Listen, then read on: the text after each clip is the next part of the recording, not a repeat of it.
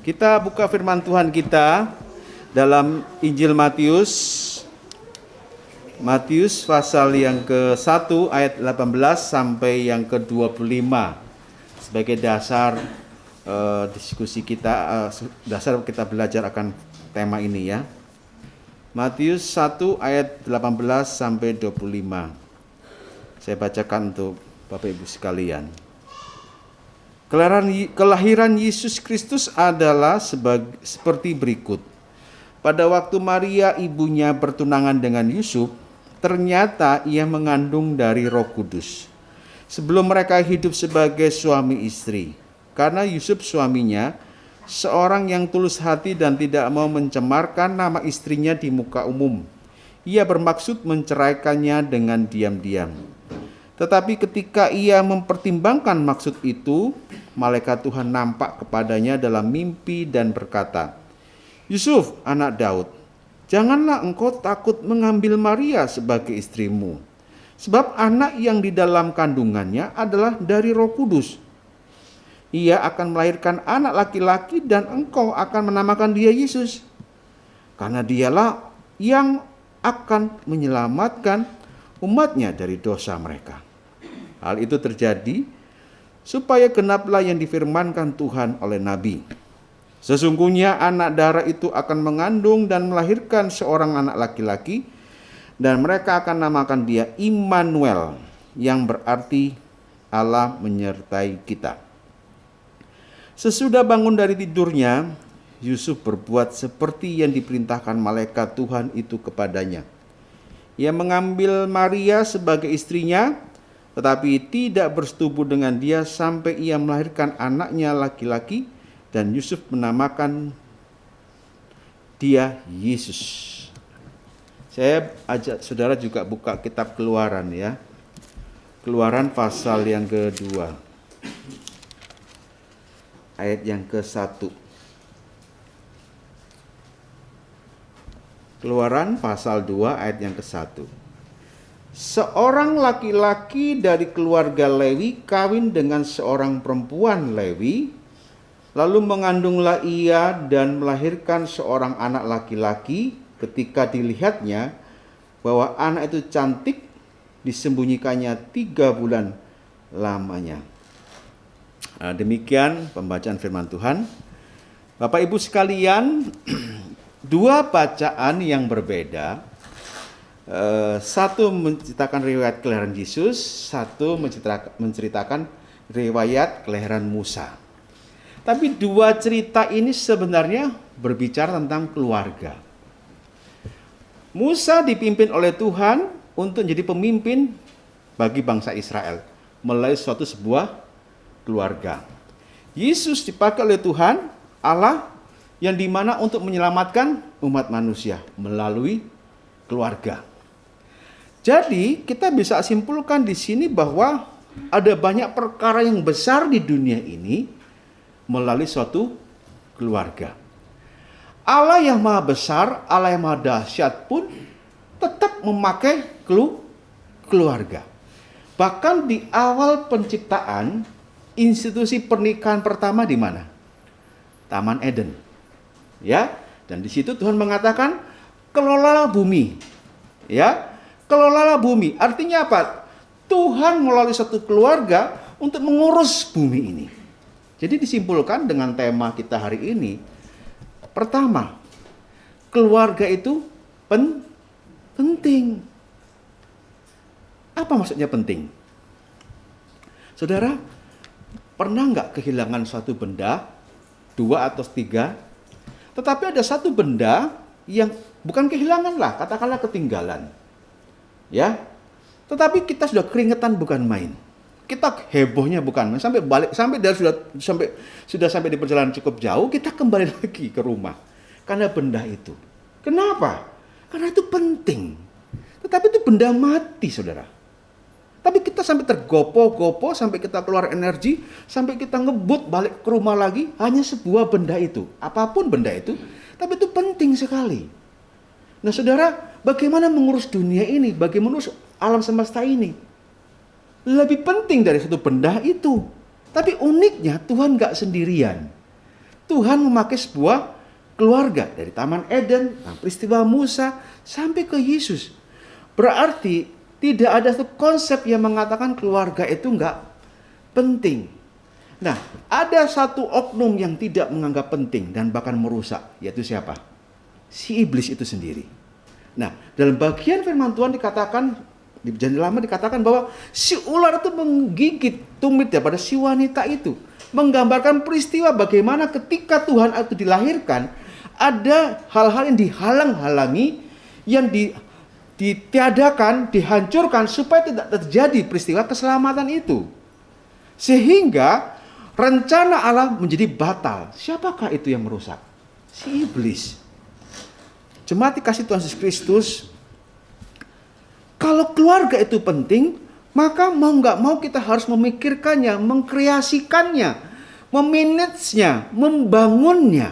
Karena apa? Firman Tuhan hari ini temanya adalah melalui keluarga Allah mau merencanakan sesuatu. Saudara, kalau bicara merencanakan antara manusia dengan Allah itu bedanya di mana? Kalau manusia merencanakan dengan apa yang sebatas dia ketahui.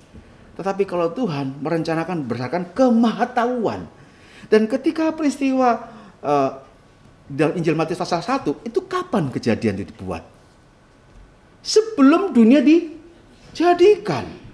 Kapan peristiwa Musa itu ketemu antara suku Lewi ini dengan laki-laki dan perempuan lalu melahirkan anak? Kapan peristiwa itu sampai menjadi satu desain bahwa Musa lah yang akan memimpin bangsa Israel? Sebelum dunia dijadikan. Kapan saudara saya dianggap penting sama Tuhan? Sebelum dunia dijadikan. Ada satu Mazmur yang sering kali saya pakai di anak sekolah ya. Mazmur 139. Sejak dalam kandungan engkau telah menenun aku dalam rahim ibuku. Kejadianku dahsyat dan ajaib. Jadi peristiwa kelahiran seseorang itu dahsyat dan ajaib. Dan ini saya sering kali pakai ke anak-anak sekolah. Banyak anak-anak itu merasa bintangnya runtuh, tidak penting. Perhatikan ya, bukan hanya anak-anak saja. Orang dewasa itu kadang-kadang terjebak kepada kondisi seperti ini. Bahwa dia tuh nggak penting. Hanya gara-gara omongan orang, ya. Karena perlakuan seseorang yang tidak nyaman, yang mengecewakan, bahkan menghina dan merendahkan, kita bisa merasa bahwa hidup itu nggak penting sekali. Saudara, Mazmur 139 itu menjabarkan kejadianku itu dahsyat dan ajaib. Tuhan menenun sejak dalam kandungan ibuku. Kapan desain itu dibuat sama Tuhan?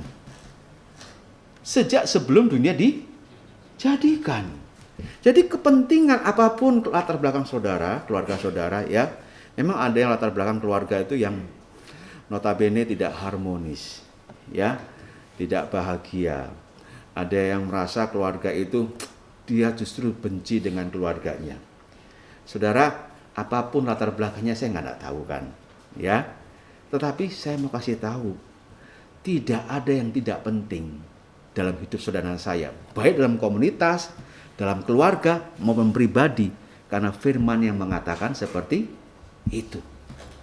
Bahwa kejadianku itu dahsyat dan ajaib. Kejadianku itu terjadi karena suatu keluarga.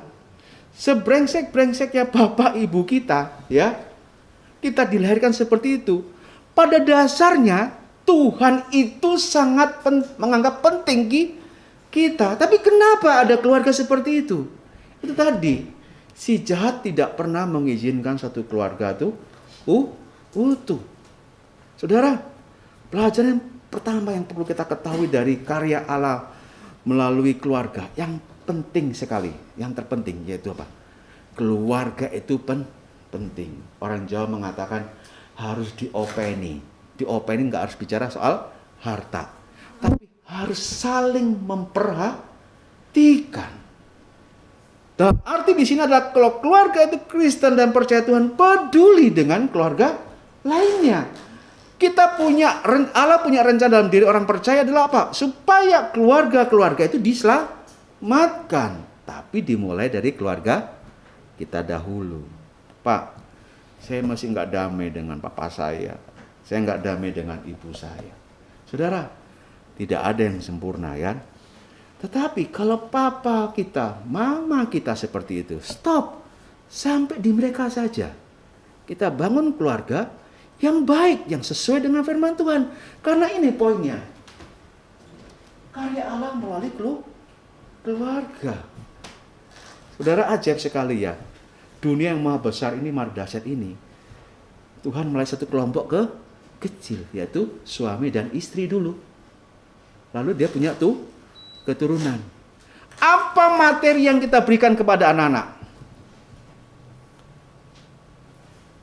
Kalau seperti ini, bicara sama anak-anak kita, enak, kamu tuh penting, kamu tuh dahsyat, kejadianmu ajaib.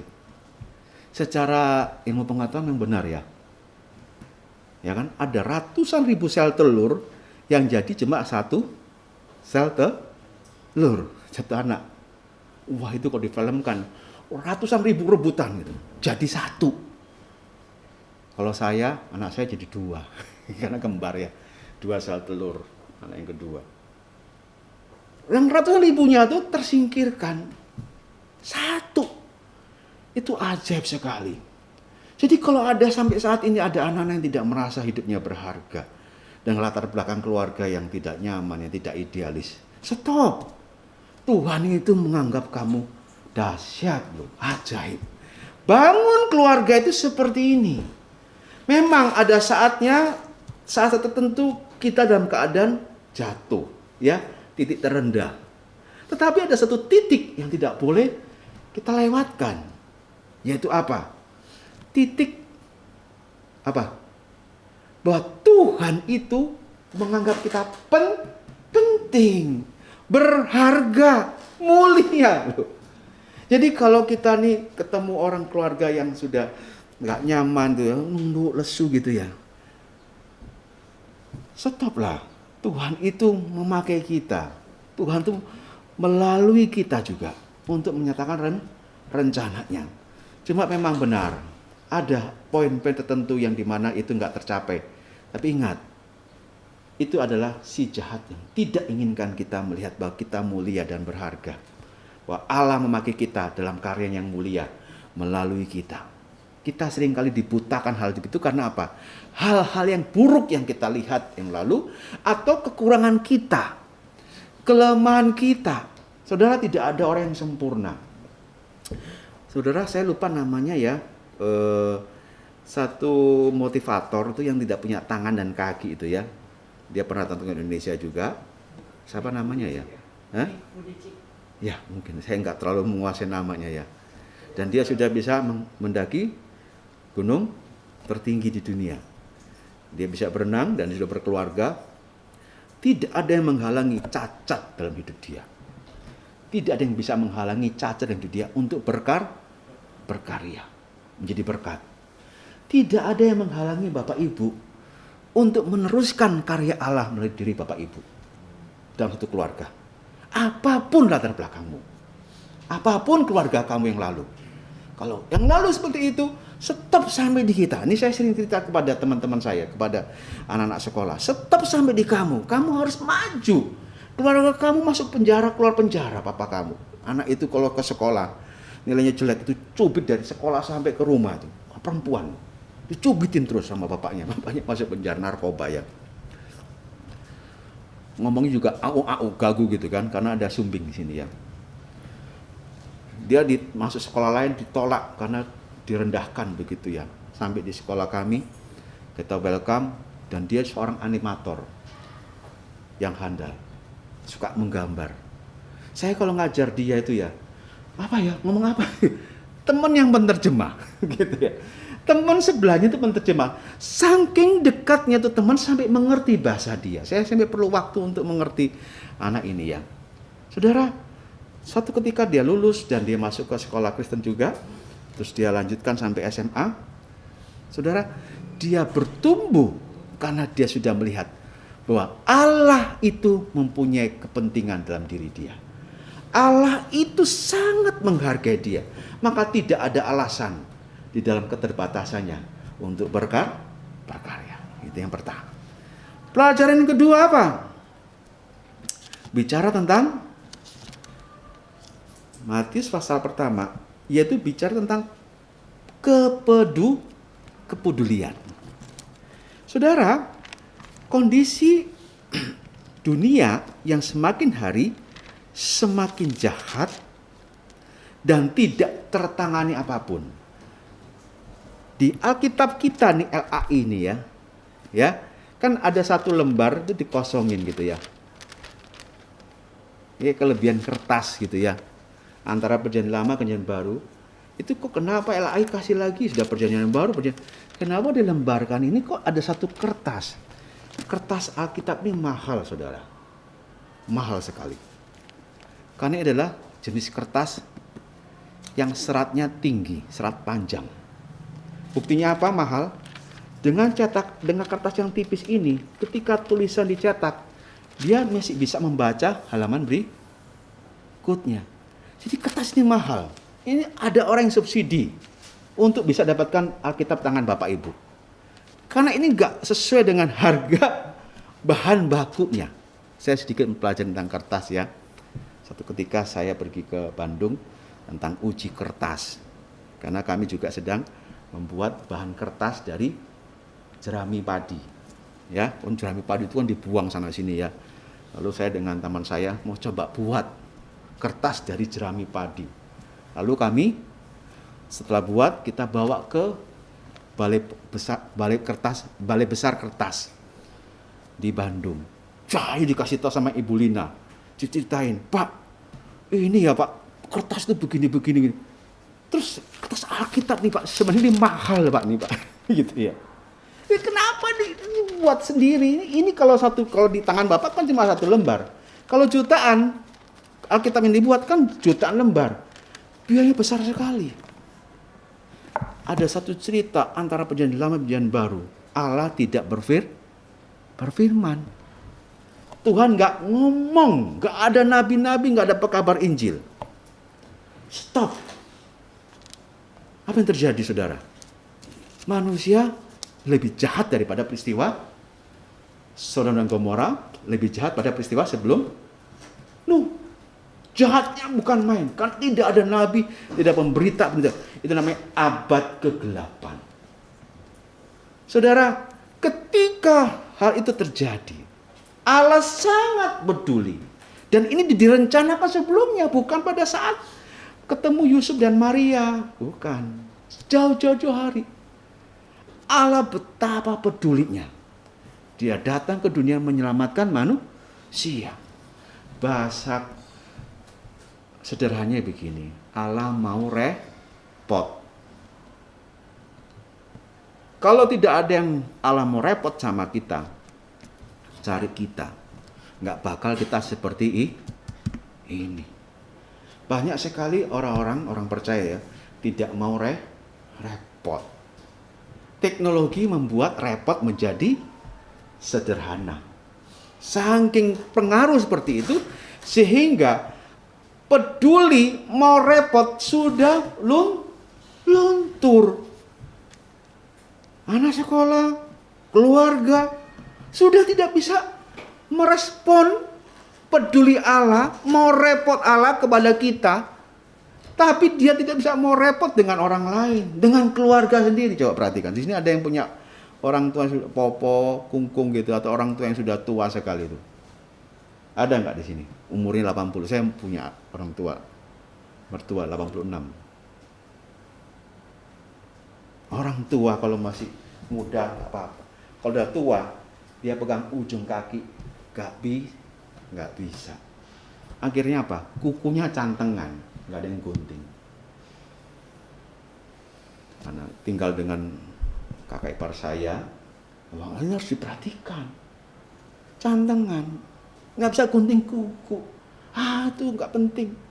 Makan juga nggak yang namanya orang tua makan gemeteran. Ya kita bantu, mau repot. Karena dulu waktu dia kecil juga ngerepotin. Gitu. Ada satu fase. Fase pertama kita direpotkan oleh orang tua. Kita merepotkan orang tua. Fase kedua kita harus mau repot dengan orang tua.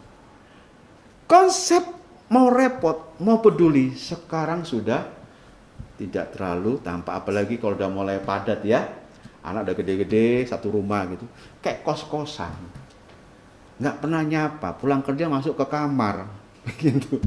Hanya ketemu di meja makan sudah nggak, jangan-jangan tradisi makan meja makan nggak ada lagi ya. Saya suka tegur anak saya juga, ini bukan kos-kosan loh ya. Masuk kamar, nyapa, siapa? Makan, nah, kita makan. Saudara kasih Yesus Kristus, kalau Allah tidak mau peduli dengan sesuatu yang tidak ada pentingannya dengan dia, nggak terjadi seperti ini. Mau peduli itu bukan berarti karena ada keuntungan. Oh, saya ada keuntungan, ada maksud baik, ada profitnya, saya mau peduli. Itu bukan peduli namanya. Itu namanya apa? Mau cari untung. Peduli adalah ketika orang itu nggak peduli sama kita, tapi kita mau peduli. Nah, itu artinya kita mau repot. Prinsip Allah adalah ngapain saya mau repot-repot menyelamatkan manusia? Karena Tuhan sudah ngomong, kan kamu nggak boleh makan buah pengetahuan baik dan jahat. Kenapa kamu makan? Resikonya mati. Sehingga kalau dia berdosa, kalau dia salah, rugi-rugi dia. Ada satu cerita ya, sederhana menceritakan hal ini. Saya punya koin, ya, uang lah. Kalau dulu tuh di jembatan penyeberangan itu selalu ada pengemis ya. Penyeberangan di atas itu ada pengemis. Sekarang sudah nggak ada karena sudah dirahasia ya. Di atas itu ada tiap titik mau naik aja sudah minta. Di sikungan itu ada yang minta. Di tengah-tengah ada 2 orang, kiri dan seberang, kiri kanan. Sampai di ujung ada, sampai di paling bawah pun dia minta. Nah, uangnya saya kan terbatas. Tapi saya mau sayang, saya peduli. Nah, lalu saya naik. Orang udah nunggu muka melas sudah ditunjukkan, dia lihat saya lihat dia, saya lewat gitu ya. Terus orang kedua, gelandang yang kedua juga lihat saya lihat dia, tapi saya nggak ngasih 1 dan 2, ketiga, keempat saya baru kasih, gitu ya. Nah, kelima sudah siap-siap, wah mau dikasih, nggak dikasih.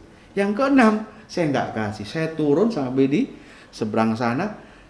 Ini cerita nih ya, bukan sesungguhnya nih. Terus gelandangan itu pada datangin saya.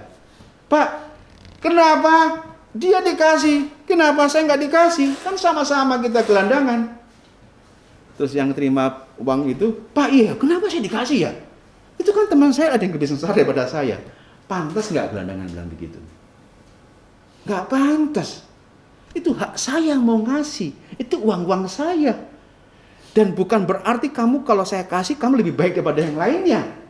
Dan kalau yang lainnya nggak saya kasih, bukan berarti kamu lebih buruk daripada yang saya kasih. Sama. Itu orang berdosa. Nggak pantas sebenarnya. Tapi dia mau tolong kita, menyelamatkan kita. Harusnya sudah, Allah sih nggak usah merepot-repot. Sudah aja di surga saja, kayak dewa-dewa gitu ya. Nggak usah direpotin deh. Ngapain kita repot-repot? Datang ke dunia melalui Maria. Ntar Maria juga, gimana nih ya? Aku belum punya suami. Si Yusuf udah, aduh gimana ya? Kita belum, repotin orang gitu loh. Ngapain? Langsung aja. Apalagi kalau peristiwa kelahiran. Yang nyambut itu siapa? Para gembala kan, malam-malam. Loh, orang udah pakai trompet tuh, sang-sang-kalau, seru-seruan gitu ya, surprise. Gembala, yang lainnya kemana? Tidur. Terus setelah itu di kandang domba. Nggak ada yang tahu. Oh, yang jauh-jauh itu orang Majus aja baru tahu kan, dari peristiwa tanda-tanda dari bintang. Artinya apa? Sebenarnya kalau saya jadi Allah, saya nggak mau pusingin orang-orang seperti itu. Salah-salah dia sendiri, ngerepotin saya. Tidak. Dalam kamus Allah, dia tidak seperti itu. Dia mau repot, dia mau peduli. Saya ngajar anak sekolah, seringkali kalau bagi rapot, ya, bagi rapot tuh, weh nilainya bagus 8 itu sendiri. Begitu lihat kelakuan C. Kelakuan C. Orang tua nggak ada tuh yang keberatan, betul nggak? Nggak ada tuh kelakuan C itu nggak ada, ya cukup tuh nggak ada. Tapi begitu dapat 8 matematikanya 7 atau 8, loh kenapa kamu kok 7? Kenapa kamu kok 8? Tapi kalau yang kelakuan C, saudara, rapot itu nilai itu Bukan itu yang utama. Repot, dia peduli sama, ada juga murid saya. Dia peduli sama teman sekolahnya di sebelahnya. Kebetulan ada anak cacat ya, kebutuhan khusus ya. Kalau nggak ditemenin sama anak ini perempuan, lari sana lari sini, sampai guru olahraganya udah percaya sama dia. Ya, ini namanya Catherine. Tiap olahraga dia yang kasih baju dulu, sampai dia terlambat. Mau olahraga masuk bis itu terlambat. Tapi saya perhatikan, amatin anak-anak ini, kepeduliannya luar biasa. Nah, ketika dia masuk SMA, nah dia diterima di UI tanpa tes. Cemerlang, baik sekali, rendah hati sekali. Tapi memang nilainya bagus, ya. Tapi dia berangkat dari apa? Anak ini berangkat dari terpuruk, yang amat terpuruk dari sekolah. Ketika kelas 2 SD, naik kelas 3 SD, ada satu guru mengatakan dia, kamu tuh bodoh. Kamu tuh nggak bisa bodoh. Langsung lemes. Akhirnya pindah ke sekolah kami ya. Anak tuh nggak pernah pakai kalau ke sekolah bau badannya. Nggak mandi. Terus gurunya, kamu kenapa? Enggak miss, enggak pak, aku jelek, aku bodoh. Loh, siapa yang ngomong? Guruku. Lalu kita peduli dia, gak perhatiin. Kelas 4 dia sudah mulai mandi, ya, sudah rapi, bersih, sampai dia masuk SMP, SMA, lulus dan dia kuliah, cantik. Tapi dari orang yang peduli sama dia, cobalah saudara, kita lihat kiri kanan ya. Kita nggak harus peduli dengan kita kasih uang ke seseorang ya. Kita peduli apa? Coba kalau habis kebaktian itu ya, siapa yang bicara sama siapa? Di gereja Kartini itu ada jemaat yang nggak semuanya baik dalam arti secara ekonomi. Ada juga yang ya maaf ya, latar belakang pengetahuannya bukan idiot ya, keterbelakangan, cocok, nggak ada yang siapa ya, sampai satu ketika sudah meninggal sih orang ini ya. Tiap kebaktian pertama dilayanin ya, kita layanin, kita ajak ngobrol dan dia mulai percaya diri. Kalau tidak ada yang mau repot, nggak akan terjadi dunia ini yang Tuhan tidak ada terjadi karya Allah. Makanya pelajaran kedua adalah kita belajar mau repot. Repot bukan karena ada reward, nilai dipuji, jangan. Ya, bisa nggak saudara melayani tanpa dipuji? Bisa nggak? Bisa nggak Anda melayani bukan tanpa dipuji? Bisa nggak Anda melayani nggak dihargai? Bisa nggak? Nggak dihargain. Waduh, nggak diakui. Namanya nggak disebut dalam panitia Natal, misalnya gitu. Wah, aku yang repot-repot. Masa nggak disebut kelupaan. Terjadi nih di satu gereja di Jakarta. Gara-gara apa? Gara-gara dia adalah seorang pendonatur di gereja tersebut di Jakarta ya. Satu ketika, kalau Natalan itu kan biasanya kan dapat makanan dia, betul ya. Ada lemper, ada Coca-Cola, ada teh botol gitu ya. Nah dia bawain itu lemper itu untuk sebelum habis saya untuk suami saya sama anak saya. Jadi masukkan ke laci, gitu. Masukkan di laci di gereja. Satu ketika si ibu gembala ini lihat, nggak tahu nih punya siapa nih yang diambil ibu gembala. Lalu dibagi ke orang lain, marahnya bukan main. Nggak mau ke gereja. Pak Venus tahu nggak saya nih? Saya ini, itu organ gereja tuh saya yang beliin. Karpet merah, mana tuh ada karpet merah. Itu karpet dari saya. AC gereja waktu itu kan masih ruko ya. Pendeta itu, kasihan deh Pak Venus, minim sekali. Kami sumbang sama istri suami saya, suami dia pengacara ya. Saya sumbang. Aduh, sakit hati loh Pak Venus. Lemper saya diambil. Teh botol saya sudah saya siapkan di dalam laci itu. Bisa juga lihat istri pendeta itu diambil. Terus istri pendeta besuk dong. Ibu kenapa nggak ke gereja? Oh nggak apa-apa bu, ibu pendeta. Padahal penyebabnya dia. Ibu pendeta juga nggak tahu. Cerita lagi Pak Venus. Saya sudah dibesukin sama siapa ibu pendeta. Dia loh Pak. Gitu ya. Sakitnya. Ibu pendeta kan nggak tahu kalau itu adalah punya dia. Apakah dia cerita? Oh, itu pendeta itu punya saya. Apakah dia cerita? Gara-gara lemper itu kamu ambil. Itu sangat terjadi. Ya, orang biasanya mau dihargai pada sisi status sosial. Seringkali mau dihargai pada waktu dia ada kepanitiaan atau namanya disebut. Tuhan Yesus datang dari dunia cuma para gembala. Yang lainnya kemana? Tidur semua. Jauh-jauh aja majus. Waktu Yesus lahir kita di mana? Jangan-jangan kita juga pada waktu itu tidur juga ya. Malaikat udah siap-siap tuh pakai trompet tuh. Wow. Duh, mana nih? Kok nggak ada yang nyambut? Ini raja loh gitu. Nggak begitu. 2 pelajaran penting ya hari ini ya. Kita harus rasa penting sekali itu keluarga. Tuhan mau menghargai kita, betapa pentingnya kita. Maka tidak ada alasan kita untuk tidak berkarya. Harus berkarya.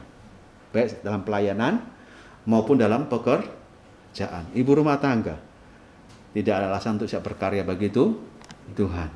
Anak-anak yang selama ini dibully, selama ini keluarganya tidak menghargai, nggak usah khawatir. Bapa di surga itu kejadianmu nak itu dahsyat dan ajaib. Jangan kamu merasa pengakuan sama manusia. Tuhan itu mengakui kamu. Kenapa? Kenapa kamu menerima pengakuan inilah manusia ya. Dikasih yang besar nggak mau lihat, tapi yang kecil-kecil gitu diperhatiin. Kita seringkali terbiasa memperhatikan yang jahat daripada yang baik, sehingga kita nggak pernah merespon sesuatu yang baik. Ya, betul? Kita bisa satu orang itu kita perhatiin, dengerin. Ada 16 orang sayang sama dia nggak perhatiin. 16 itu harusnya membuat dia penting dan berharga. Satu orang membuat dia tidak ke gereja, tidak pelayanan, tidak mau ngomong sama papa mama, nggak mau ngomong sama saudara. Pelajaran kedua, harus mau repot. Dan ketika kita rapot kita siapa yang nilai? Majelis. Siapa?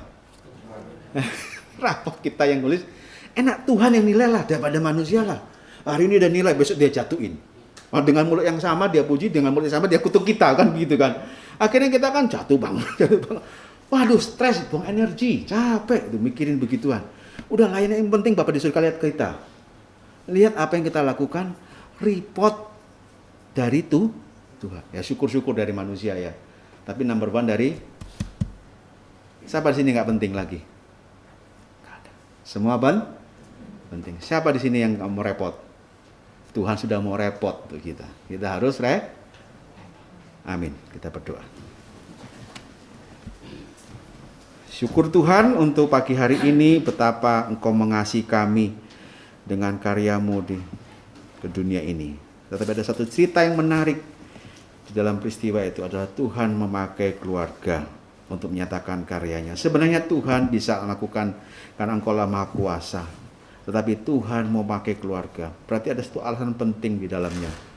Bahwa keluarga itu adalah keluarga yang dipakai Tuhan. Melalui dialah karya Allah dinyatakan. Ada satu yang gak suka, si jahat. Ia ingin merusaknya, ingin mengambilnya. Sehingga kita menjadi berantakan dan hancur. Tuhan, mungkin kami di titik itu. Tapi bantulah kami Tuhan. Melalui firman-Mu. Bahwa sebenarnya Tuhan sayang sama kita. Mungkin ada yang sudah merasa, sudah mencapai pada titik itu. Ajarkan kami Tuhan. Untuk terus giat menyatakan karya Allah. Dipakai Tuhan dengan luar biasa. Dalam Yesus Kristus kami berdoa. Amin. Saya serahkan.